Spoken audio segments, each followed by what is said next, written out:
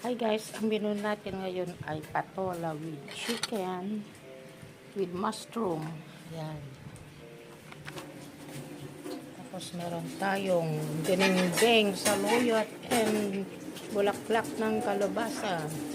Sawagan natin ng tinapa. Ayan. Magluto na tayo. So, gisa muna natin yung chicken. And then, set aside natin. I-fry na natin yung mga garlic, onion, and mushroom.